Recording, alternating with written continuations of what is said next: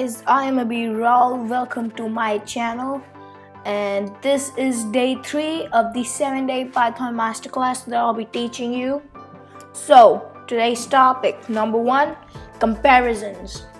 Comparisons in Python, they're just basic mathematics, like the comparators that we have in maths. So here we have greater than, we have less than, we have equals. So this double equal sign, it is used for when we are checking if something is equal to another thing.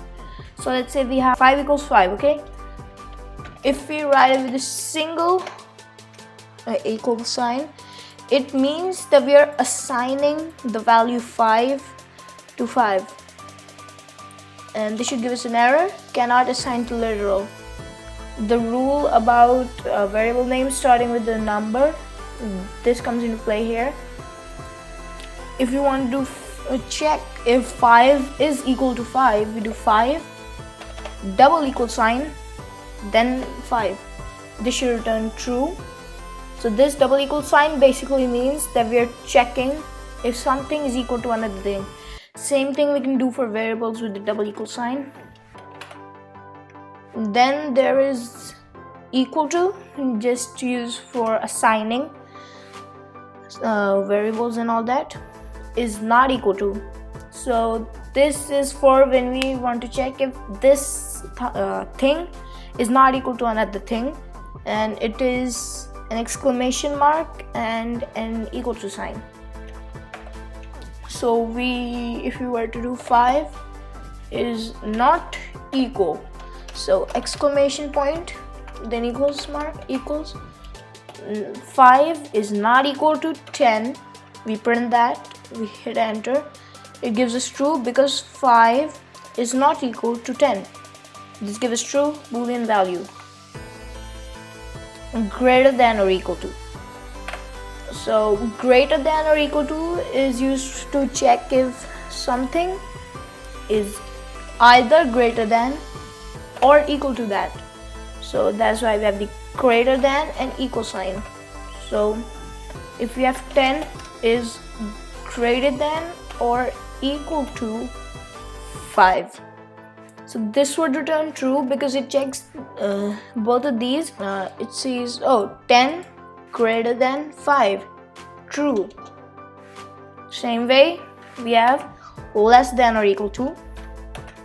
So it is 5 less than or equal to 10. Gives us true once again, because here we see 5 is checking, okay, we have 5, we need to check if it is less than or equal to 10. It says that okay, 5 is less than 10, so that makes one part of it true, it returns true, and that is what you would call an OR comparison. I have not mentioned it here, but an OR comparison basically means you check for one condition.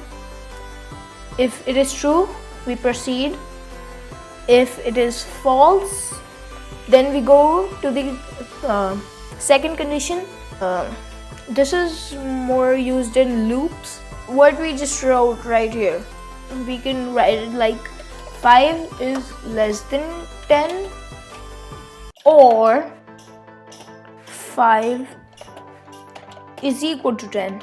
Remember, double equal sign, we're checking if the value is the same. It still gives us true because 5 is greater than 10.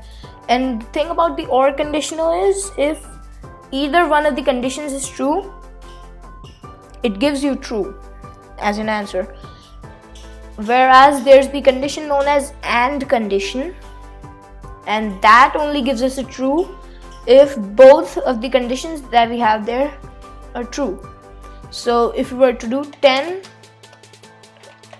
is 10 and 10, let's do a different number, 7 is 5, this would give us a false, because what this AND is doing here, it's looking at this condition, it's saying okay, this gives us a true, now we just need to check if this is true.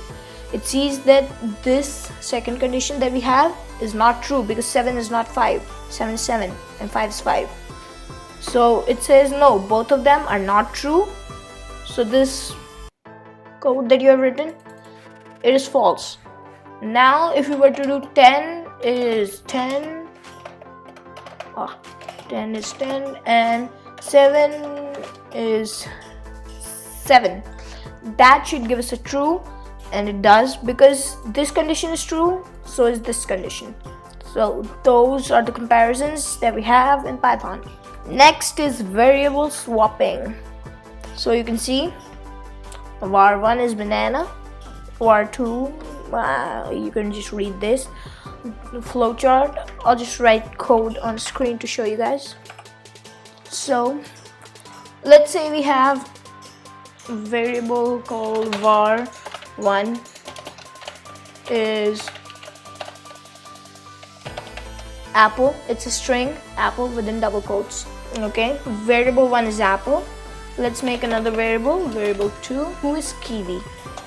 So we want to swap the value of variable 1 and variable 2. We want to make it like variable 1 is kiwi and variable 2 is apple. We can do it the method that might seem the most obvious. Absolutely fine.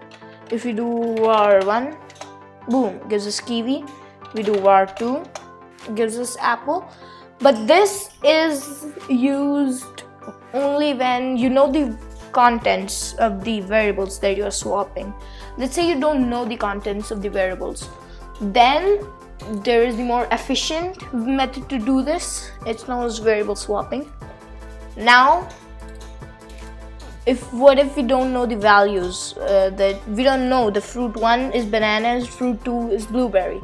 Now what you need to do is you need to create 2 more variables. So let's call them temp1. Temp stands for temporary, and we give the value of fruit 1.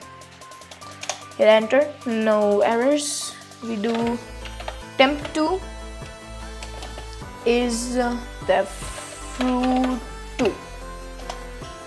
Now we can just swap them. So we do fruit 1 is temp2 and fruit 2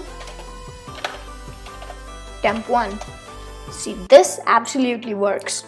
If I were to print fruit 1 and fruit 2, you see fruit 1 initially it was banana, now it's blueberry.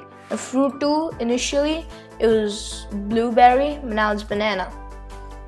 So you might be thinking, why can't we just do like fruit 1 is fruit 2 and fruit 2 is fruit 1. You might be thinking, why can't we do that? And let me show you the results of it. So fruit 1, we get banana because we changed it to blueberry, then changed it back to banana. But here's the funny bit. If we do fruit 2, that also gives us banana. So why is this happening?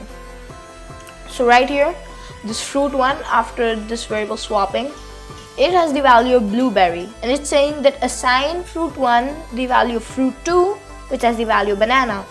So that means fruit 1 is now equal to banana. Let me just do a comment here, can I? No. So that means that fruit 1 has the value of banana, and it's saying fruit 2 is fruit 1. So fruit 2, see, fruit 2 was after variable swapping, it was banana. And after this line of code, fruit 1 also became banana. So it's just saying, this second line is saying banana is banana. There's nothing wrong about that. Banana is banana. But now you see why this approach doesn't work. Because the variables that we get in the end, they have the same value. Hope you guys understood that. Okay, so that is variable swapping. And now I'll be giving y'all a problem to solve.